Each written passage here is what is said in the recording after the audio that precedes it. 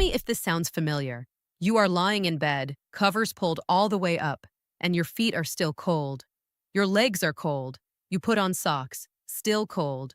Your doctor says, poor circulation. It is part of aging. I'm Dr. Laura Candy, and I need to tell you what your doctor is not explaining. Cold feet and legs in adults over 60 are not a circulation problem. They are a nitric oxide deficiency. Research published in the Journal of the American College of Cardiology found that endothelial nitric oxide production in lower extremity blood vessels drops by 60% between the ages of 40 and 70.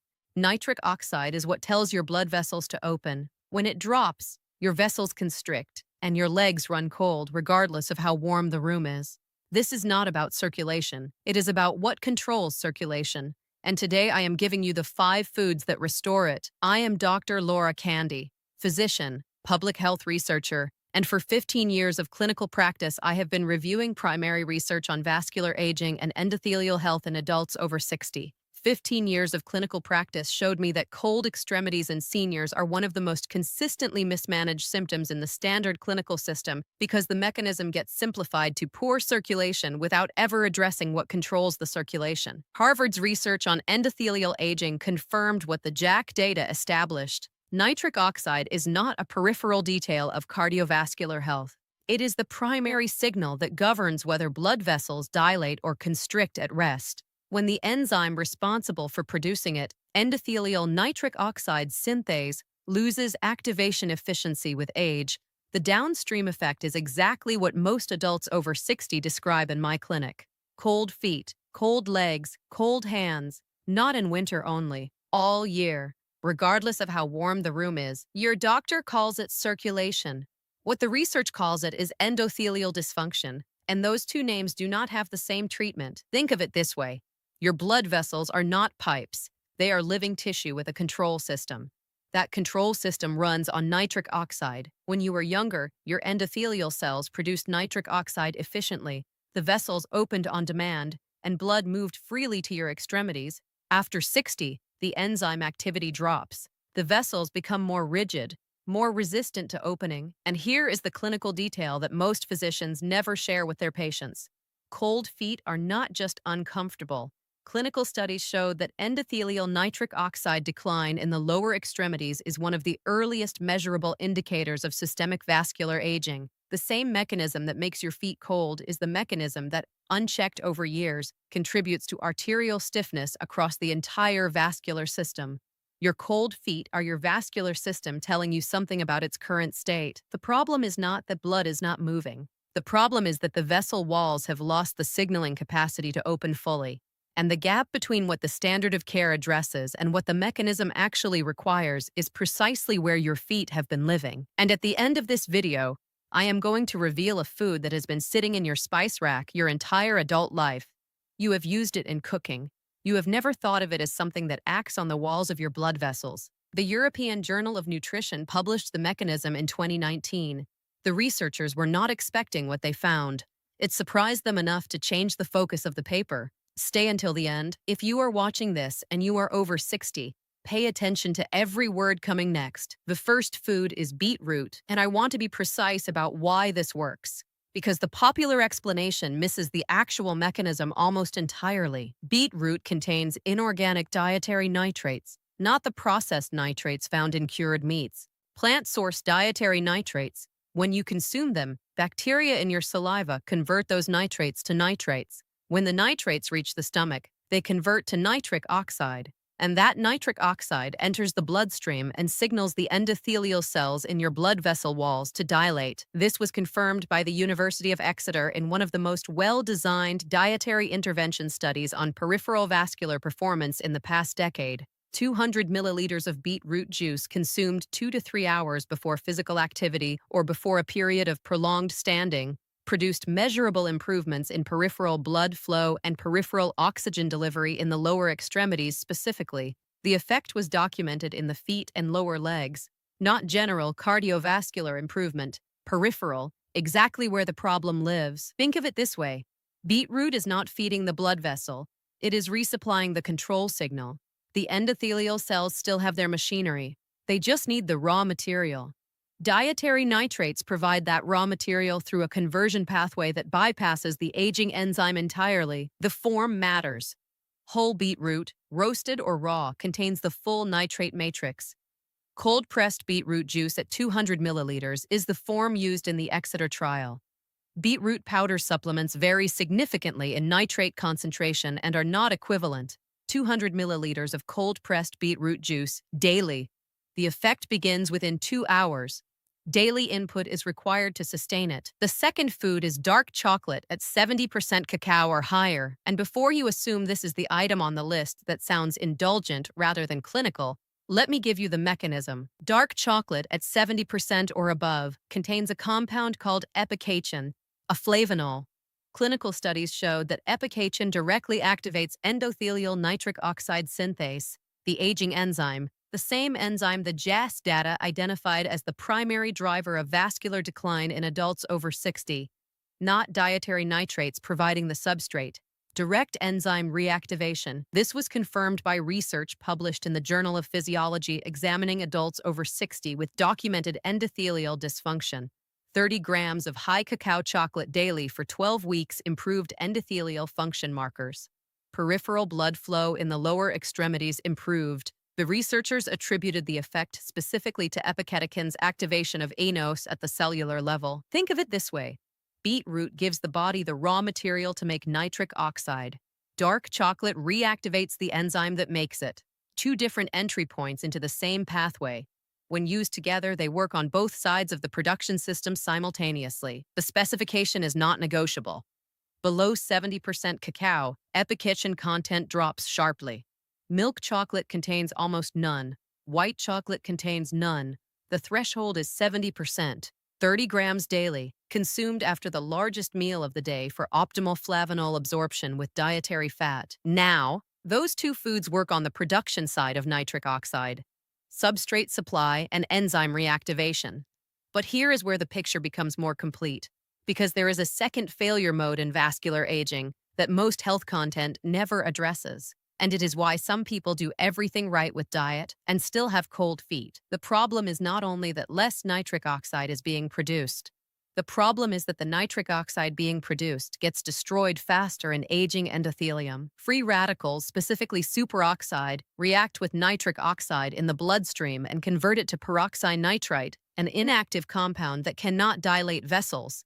In younger endothelium, antioxidant systems keep superoxide levels low enough that this destruction is minimal. In aging endothelium, superoxide rises, and the nitric oxide your body works to produce gets neutralized before it reaches the vessel wall. The third food targets this second problem directly. The third food is crushed garlic. The critical word is crushed. Not chopped, not sliced, not pressed, crushed. Garlic contains a compound called alliin. When the garlic cell wall is physically crushed and the enzyme alliinase contacts alliin directly, the conversion to allicin begins within seconds. Allicin has two distinct vascular effects that are directly relevant to cold extremities. The first is direct vasodilation. Allicin triggers relaxation of peripheral blood vessel smooth muscle through a pathway that is independent of nitric oxide. A second vasodilation mechanism running in parallel. The second is vascular antioxidant activity. Clinical studies showed that allicin reduces superoxide production in endothelial tissue, directly protecting the nitric oxide your body produces from the destruction mechanism that accelerates with age. Research published in the Journal of Nutrition in a cohort of adults over 60 with documented vascular aging markers confirmed both effects. Garlic consumption was associated with improved peripheral circulation in the lower extremities over 12 weeks. 1 clove, crushed, left to rest for 10 minutes before use. The 10-minute window allows full allicin conversion to occur before heat or digestion interrupts it. Adding garlic to a hot pan immediately after crushing destroys the enzyme before conversion completes. Crush it. Wait 10 minutes. Then add it to food. The fourth food is pomegranate, and the mechanism here is different from everything I have described so far. Pomegranate contains punicalagins, large polyphenols found almost nowhere else in the dietary world. When gut bacteria process punicalagins, they produce urolithins, which act specifically on arterial tissue to reduce stiffness. Think of it this way. Beetroot supplies the nitric oxide signal. Garlic protects it from destruction. Pomegranate addresses the arterial wall itself, a wall that has become stiff over decades of inflammation and oxidative stress, does not respond fully to nitric oxide signals even when those signals are present. Reducing that stiffness allows the vessel wall to respond when the signal arrives. It is not generating more signal. It is restoring the receiver. This was confirmed by research published in Clinical Nutrition examining arterial compliance in adults over 60 after 12 weeks of daily pomegranate juice consumption. Arterial stiffness markers decreased. Peripheral blood pressure in the lower extremities decreased. The punicalagin metabolites acted on the arterial smooth muscle matrix directly. 4 ounces of unsweetened pomegranate juice daily, or the equivalent in fresh pomegranate seeds consumed with their white membrane, which contains the highest punicalagin concentration in the fruit. If you are watching this and you are over 60 and your feet have been cold for years despite everything you have tried, pay attention to what is coming next, because everything I have described so far is the foundation. Substrate supply, enzyme reactivation, antioxidant protection, arterial wall recovery. Those 4 mechanisms are the core framework, but the food I am about to reveal targets a receptor system that none of these 4 addresses, a completely separate biological pathway that most physicians have never discussed with their patients in the context of cold extremities, and it was discovered in a context that had nothing to do with vascular medicine. This is the food that surprised the European Journal of Nutrition research team, and it is the food that makes the difference in cases where the first 4 are not producing full results. Because in severe endothelial dysfunction, where the nitric oxide pathway has declined significantly, the body still has a backup system, and almost no one is using it. Before I give you the complete protocol, check that you are subscribed. Every video this week is a different leg warning signal your doctor has probably never explained. Tomorrow covers the heavy, tired legs that do not go away when you sit down. The mechanism is 2 systems failing at the same time. Most doctors address neither. Tomorrow, do not miss it. The 5th food. I told you at the start that it has been in your spice rack your entire adult life. You have cooked with it. You have never thought of it as something that acts directly on the walls of your peripheral blood vessels. The 5th food is cayenne pepper, and the mechanism has nothing to do with heat perception and nothing to do with spice tolerance. Cayenne contains a compound called capsaicin. Capsaicin activates a receptor found in blood vessel walls called TRPV1. Transient receptor potential vanilloid type 1.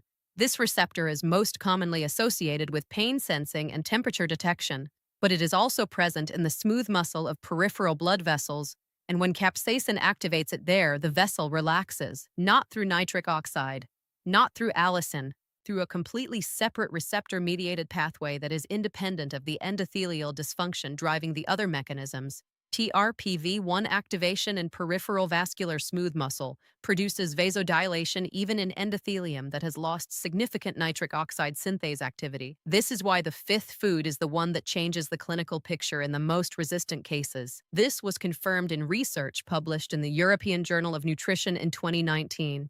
The study examined peripheral blood flow in adults over 60 with documented cold extremities. Daily capsaicin intake over 8 weeks produced measurable increases in peripheral skin temperature in the lower extremities. The research team had designed the study to examine an entirely different outcome. The vascular finding came from secondary measurements, and it was large enough that they restructured the paper around it. Think of it this way. Your vascular system has a primary pathway and a backup pathway. The nitric oxide system is the primary. The TRPV1 system is the backup. When the primary pathway loses 60% of its output after 60, the backup is still operational. It is still fully functional. Capsaicin activates the backup, and when you are running on a primary pathway at 40% capacity, activating a fully functional backup system is not a minor addition. It is what moves the needle. And before I give you the complete protocol, here is what 15 years of clinical practice showed me consistently. People who try 1 or 2 of these foods get partial results. They improve, they do not resolve, because each of these 5 foods targets a different point in the same vascular signaling chain. The production, the protection, the enzyme activation, the arterial wall, and the backup receptor pathway. Addressing all 5 simultaneously is not optional. It is the protocol. And the most important part is this. Here is the complete framework, aligned with Mayo Clinic's guidelines for dietary intervention in endothelial dysfunction, with breakfast every day, 200 milliliters of cold-pressed beetroot juice, not blended, not with dairy, straight. This primes the nitric oxide substrate supply for the day ahead, with the largest meal of the day, 30 grams of dark chocolate at 70% cacao or above, consumed after the meal. The fat content of the meal increases epicatechin absorption after, not before, with any meal, daily. 1 clove of garlic, crushed, rested for 10 minutes, then added to food. The 10-minute window is the intervention. Do not skip it. With any meal, daily, 4 ounces of unsweetened pomegranate juice or a half cup of fresh pomegranate seeds with white membrane. Timing with meals is for convenience, not absorption optimization. Before the largest meal of the day, 1/4 teaspoon of cayenne pepper mixed into warm water or added directly to food, not on an empty stomach. Food in the gastrointestinal system slows gastric transit and extends the mucosal contact time that the TRPV1 pathway requires. The protocol runs for 8 weeks. Peripheral temperature changes in the feet may become noticeable in 2 to 3 weeks as TRPV1 activation begins producing consistent vasodilation, full vascular response, including arterial wall compliance changes from the pomegranate mechanism at 8 weeks per the published research. The red line is alcohol. Clinical studies showed that ethanol directly suppresses endothelial nitric oxide synthase activity within 30 minutes of consumption.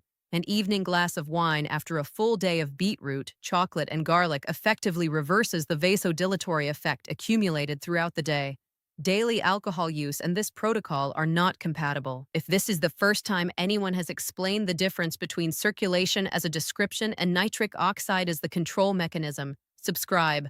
I publish research-backed breakdowns like this every day this week. Drop your age in the comments. I read every single one. Tomorrow's video covers the feeling most people attribute to a long day or a bad night of sleep.